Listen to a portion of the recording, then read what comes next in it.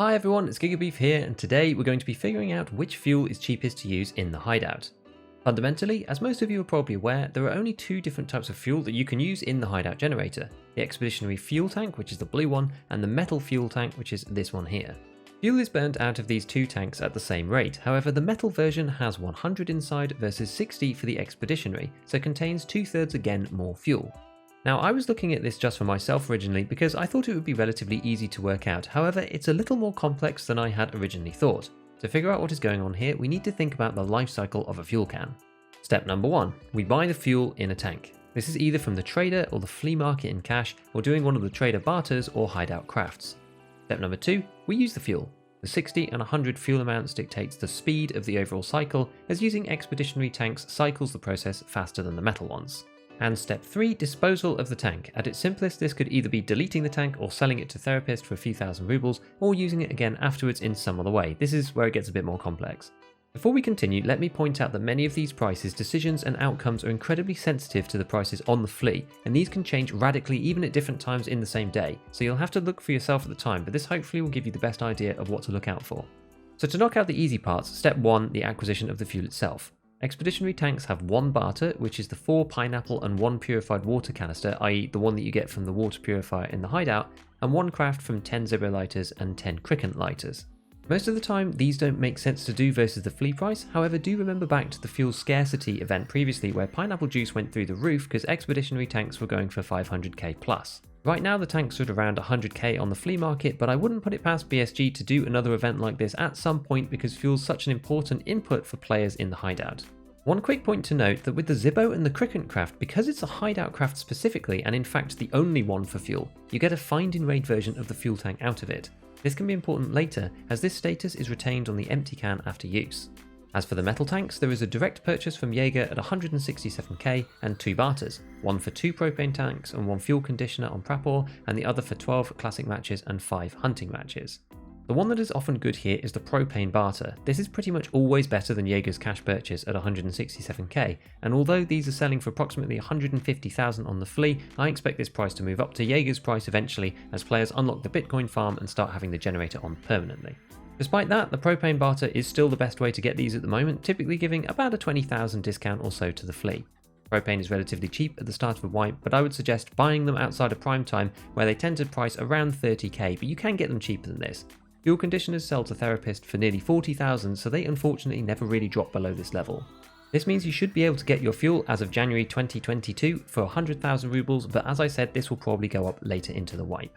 So overall this could change, but currently the cheapest purchase is either expeditionary tanks directly from the flea market or metal tanks using the propane barter.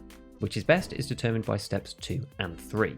Step 2 is self-explanatory. We use the fuel, and as I mentioned before, the expeditionary tank use time is 60% of the metal fuel version, so they have a different cycle time, which means if the expeditionary tanks make money overall, they make it faster, and if they lose money overall, they lose it faster than the metal tanks. Step number 3, now we have an empty tank to do something with. We can either sell this to therapist for a meager 3k rubles for the regular tanks, but if it has a find in raid status, i.e. you found it yourself or did a hideout craft for it, we can actually sell it back on the flea empty for someone else to use in crafting. This makes the Zibbo cricket craft for expeditionaries more compelling because you get a find in raid can out of it, and other players can buy your used tanks for up to 60 to 70k, but at current prices this still loses you about 80k per tank overall because of the cost of the Zibbo craft itself. Instead, the typical craft to do is the magazine case craft, where you take 2 of these empty tanks along with the metal cutting scissors, 3 bolts, 3 screws to make a mag case in the lavatory level 2. This is usually a fairly good option because people do buy these cases and they sell for around 270,000 rubles on the flea currently, which makes about 140k assuming that the tanks are free. Typically, this is the best thing to do for expeditionary tanks for most players. Buy them from the fleet at 100k, use the fuel, craft 2 cases, which costs an additional 140,000 rubles of parts, and sell them for 270,000 with a flea fee of 34k. So the craft makes around 100,000, but with the initial cost of the tanks, it totals a 100,000 loss per craft cycle, which is 50k per tank because the craft accounts for 2 tanks at a time. Incidentally, mag case prices are capped to 148,000 rubles, which is where you can sell them to therapist as a backstop. Now, to make this comparable with the metal fuel tanks, we have to scale this up a bit, as the cycle time is faster for the expeditionaries by 100/60, so the 50k loss per tank turns into 83k total loss for the same unit of time as a metal tank, i.e. we use 60 of the first one and 40 of a second tank in the same time as one metal fuel can. There is one other special barter for the expeditionary fuel cases, but I want to come back to this later as it's only accessible at max traders and is quite specific. For the metal tanks, these also sell to therapists for 3,000 rubles each, but there are two crafts that can be done in the hideout.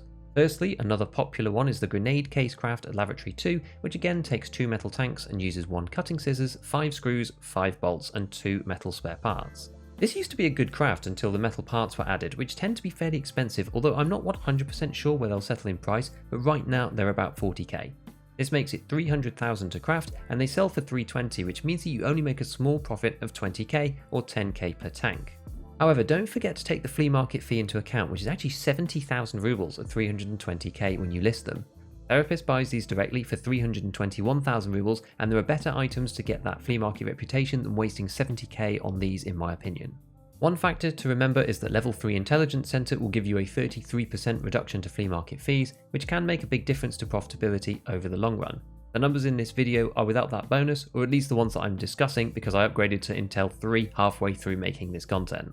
So the problem with both of the case crafts is that they take a very long time. The base time before any crafting or hideout management skills is 4 hours 43 minutes for the mag case and a whopping 16 hours 40 minutes for the grenade case, which is problematic because they block out the lavatory whilst being made, which prevents you from running more profitable ruble per hour crafts in there like Kadura or Ripstop. Both of these are long crafts to run when you're away from the PC for a period or to leave overnight, noting that the lavatory doesn't require the generator to be on to work at normal speed. You'll get extra crafting EXP for the lengthy time it takes, but if you're going to be actively playing, you're best off doing other crafts instead and saving these for times when you're going to be away. Never forget about your opportunity cost. However, there is one more underrated craft this time at Workbench 2, which is the Flechette shotgun shell craft. This takes 1 metal tank and 1 blue gunpowder and makes 120 Flechette shotgun rounds. At prime time, these can go for over 800 rubles per round each, which means it ends up costing just the price of the blue powder and sells for 96,000 rubles, for a profit of 82k per tank. Again, we need to take into account the flea cost of 20k, so the real profit is around 60,000 rubles. If we remember back to buying the tanks in the first place using the propane barter for about 100,000, this means that buying, using and disposing of the fuel only costs around 38k per cycle. But generally speaking, using the PRAPOR level 2 propane barter for tanks and crafting the empty ones into Flechette tends to be the best overall cycle to maximise efficiency, but honestly it's really quite close between this and the expeditionary fuel tank magazine craft. You'll probably get more of a difference from fluctuating input and output prices as things move around during a typical Tarkov day. One other final consideration is that selling mag cases will get you a bit more flea rep, as it's 270k per 120 fuel versus 96k per 100 fuel, and flea reputation depends on the overall value of items sold, so that will get you more rep than the one for the metal fuel tanks.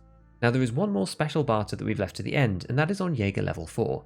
This is for a weapons case and requires 5 expeditionary fuel cans and 5 pistol cases to trade in. Given it's a barter, you basically have to want the weapons case itself for this to be worth it, but given that you have half of the ingredients already, it can be interesting. The pistol cases can be bought from the flea, but there is another barter for those for 6 piles of meds and 4 syringes. If you can get these cheaply, it can be a decent barter, but is potentially limited in value by the alternative weapons case barter for mechanic for 8 motors, 15 wires, 4 broken LCDs and 1 Acer, which comes to around 850k. You have to beat this on the 5 pistol cases to make it worth it. Roughly speaking, at the moment, if you can get your meds for under 8k and syringes for under 30k, that's currently the threshold where it starts to make sense.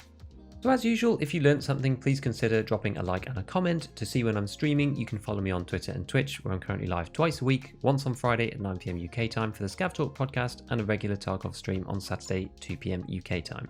With all that said, I'll see you next time, and as always, have fun in your raids.